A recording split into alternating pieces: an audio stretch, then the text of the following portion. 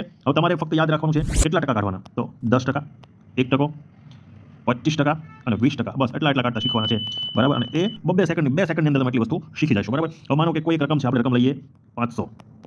આ 500 રકમ લીધી, બરાબર. તો 500 રૂપિયા છે, 500ના 10% કેટલા, તો છેલ્લું આપણે મીંડું કાઢી નાખીએ, બરાબર. છેલ્લો અંક કાઢી નાખીએ તો જે રકમ વધી કેટલી થઈ, એનું શું થયું, એ 10%. એટલે 500ના 10% કેટલા થશે, 50, બરાબર.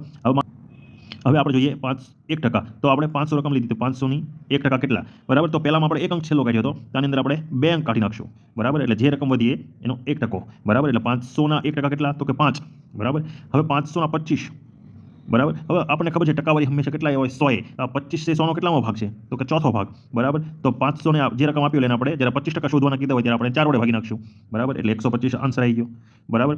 જ્યારે 20% કીધા હોય, બરાબર, તો જે રકમ આવી હોય, રકમ આપી હોય એને આપણે 5 વડે ભાગી નાખશું, પૂરું. આની સિવાય કંઈ છે જ નહીં, બરાબર. તો પહેલો આપણે શીખ્યા પ્રમાણે 50ના 10%, ફટ દઈને જવાબ 50ના 10% આપણે જોયું 10% હોય, બરાબર. 50 આપેલા છે, 10% કીધું એટલે છેલ્લો આંકડો કાઢી નાખવાનો, બરાબર. જવાબ શું છે, 5. આ છે, ઓકે, ડન.